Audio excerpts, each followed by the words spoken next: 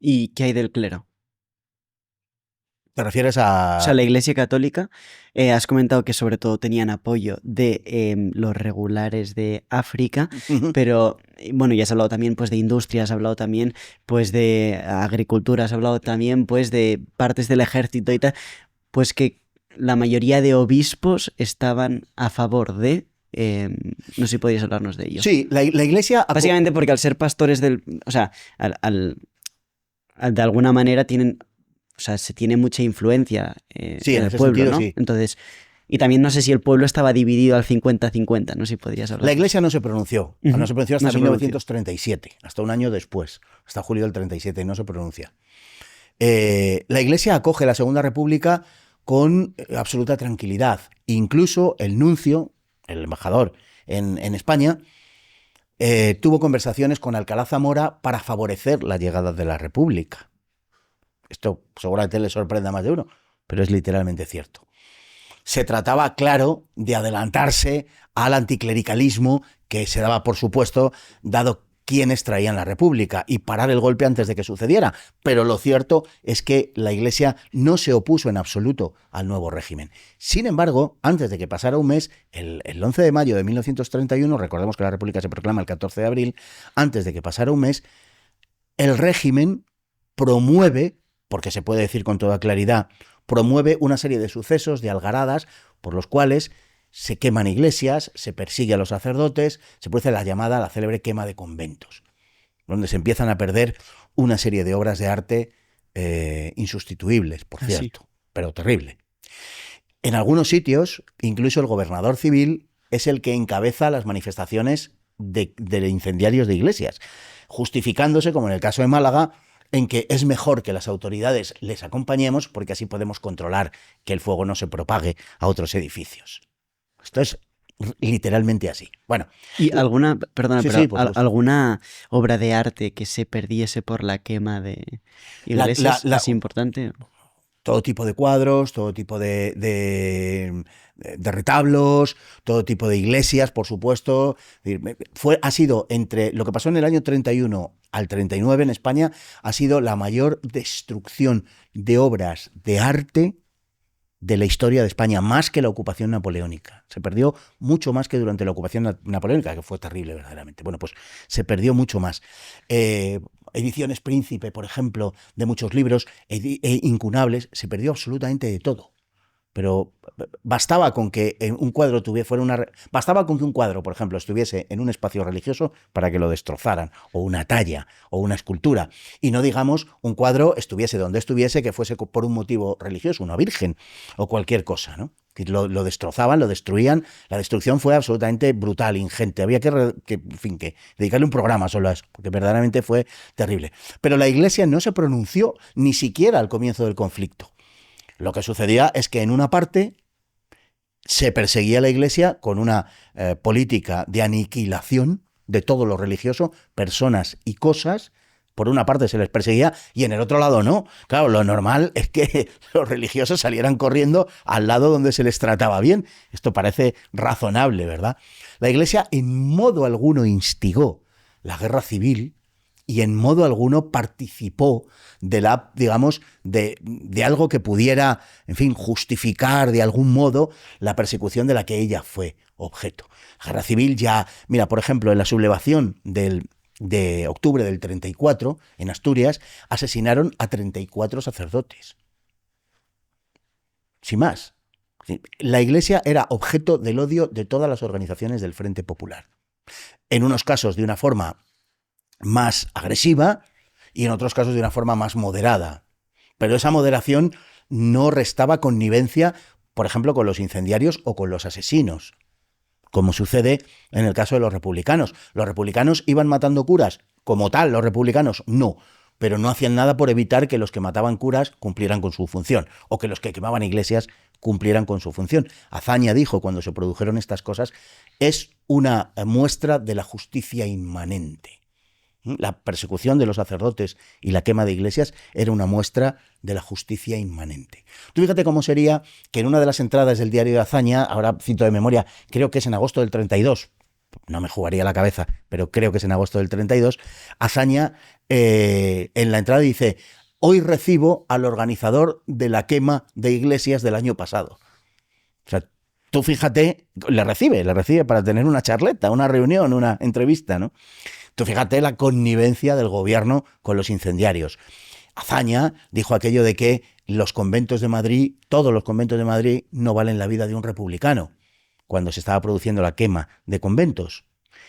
En esa frase está implícito el reconocimiento de quiénes eran los que quemaban las iglesias y los conventos, los republicanos. Por eso dice que todos los conventos de Madrid no valen la vida de un republicano. Se negó a sacar la policía a la calle para que evitara los incendios. Es decir, la connivencia del poder republicano es evidente.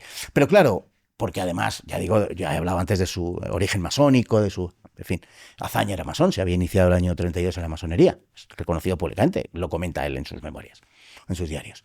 Bueno, pero claro, aquello era en el fondo muy moderado al lado de lo que les esperaba, que era el asesinato de sacerdotes que se produjo en Asturias y el posterior asesinato que se produjo a partir del 36. Ya en la primavera del 36 había habido persecución del clero y de las iglesias y quema de iglesias. Si quieres vamos a ello, porque antes de hablar de por qué los republicanos, teniéndolo aparentemente casi todo, no fueron capaces de parar el avance de los sublevados, o al revés, cómo los sublevados fueron capaces de ir ganando pues batallas o bueno, terreno en la guerra civil, me gustaría preguntarte sobre ello. O sea, realmente cuánta gente, cuántos religiosos murieron en la guerra civil. Hay gente que lo exagera y dirá decenas de miles, hay otros que dirán que pocos. O sea, realmente, ¿cuál es la verdad del asesinato y persecución religiosa en la guerra civil? Numéricamente murieron unos 7.000, aproximadamente unos 7.000. Entre ellos 13 obispos. No es solo la cuestión, digamos, numérica, lo importante aquí, con ser terrible, 7.000. Hay dos cuestiones que tienen que ver con esto y que son más importantes. De un lado, la extrema crueldad del crimen. Los crímenes de tipo político en las dos zonas, que los hubo muchos, fueron eso, crímenes. Y normalmente, aunque hay excepciones, pero normalmente no pasaban de ser, pues en fin, fusilamientos, tiros en la nuca, ese tipo de cosas. Pero en el caso del clero se dieron escenas verdaderamente apocalípticas, casi podemos decir, verdaderamente de película de terror, de película gore, o sea, mutilaciones, torturas más allá de lo humano, todo tipo de sevicias, en fin. Realmente es el asesinato del clero, la persecución al clero, en fin, pues tiene unos ribetes difícilmente explicables, ¿no? ¿Hay alguno que fuese notoriamente conocido? Hay muchos casos donde, por ejemplo, pues a un sacerdote se le cortaban los testículos y se les introducía en la boca, por ejemplo. Hacerle comer la propia oreja a un religioso, asesinarlo delante de su madre, por ejemplo. En fin, cosas de ese estilo. En Barcelona hubo un asesinato de una monja, se le sacó la sangre y se vendían morcillas de monja. Esto no es un chascarrillo macabro, estos fueron una parte de los crímenes que se cometieron, y de estos hubo muchos, sobre todo con el clero. El ensañamiento con el clero fue una cosa que no tiene paralelismo prácticamente en la historia. Ni la Revolución Francesa ni las persecuciones del Imperio Romano han arrojado una cifra de víctimas y unas crueldades como las que se produjeron en España en la persecución de sacerdotes, de los 7.000 asesinados por el parte del Frente Popular, de las organizaciones de milicianos. O sea, no ofrece paralelismo con nada.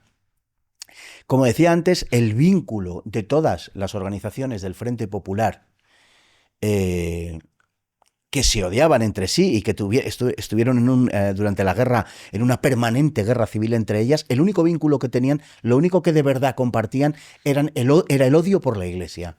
Era el odio a los sacerdotes, era el odio a lo sagrado, el odio a lo católico, específicamente a lo católico. Contra musulmanes, protestantes o judíos no ocurría lo mismo. No hicieron absolutamente nada hasta el punto, llegaron a quemar algún templo protestante porque se equivocaron.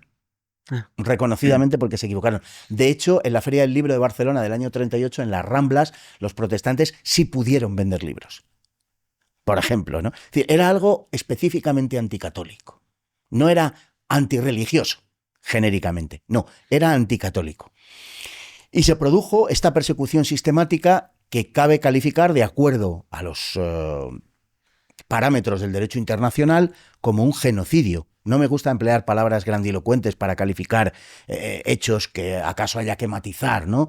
Todo es un genocidio. No, todo es un genocidio, no. La calificación de genocidio es algo muy serio, muy gordo y que hay que reservar, muy grave, para episodios concretos que de verdad cumplan con las características de lo que es un genocidio de acuerdo al derecho internacional. Bueno, la persecución y el asesinato sistemático y la destrucción sistemática de la Iglesia Católica en la zona dominada por el Frente Popular durante la Guerra Civil Española tiene todas las condiciones y todas las características del genocidio de acuerdo al derecho internacional.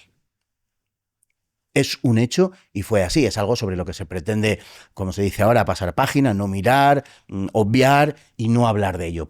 Se pretende hablar de otras cosas, de eso no se quiere hablar. Pero es la destrucción deliberada de un grupo social íntegro por razón de su religión. Eso es un genocidio. ¿Y cuál era entonces la religión de los republicanos? Bueno, eran confesamente ateos. Los revolucionarios, por supuesto, los anarquistas, los comunistas, los socialistas, eran ateos en todos los casos. Y eran, pero no solamente ateos, sino beligerantemente anticatólicos. Esa es la cuestión, ¿no? Entonces, por eso el odio contra la fe, el odio que manifestaron ellos, sostenían que la Iglesia había sido la gran culpable del atraso español. En fin, había toda una serie de teorías justificativas y durante mucho tiempo se habían publicado muchas viñetas, muchas caricaturas que deformaban grotescamente las imágenes del clero, los representaban en formas casi, bueno, en cualquier caso repulsivas, ¿no? A veces en formas casi de animales, etcétera, revistas como La Traca y algunas otras que hacían una burla del clero, a lo que iban era a deshumanizar el clero. Se había deshumanizado al adversario y entonces se le podía aniquilar, porque lo que se estaban destruyendo eran ratas, eran animales, no eran propiamente humanos.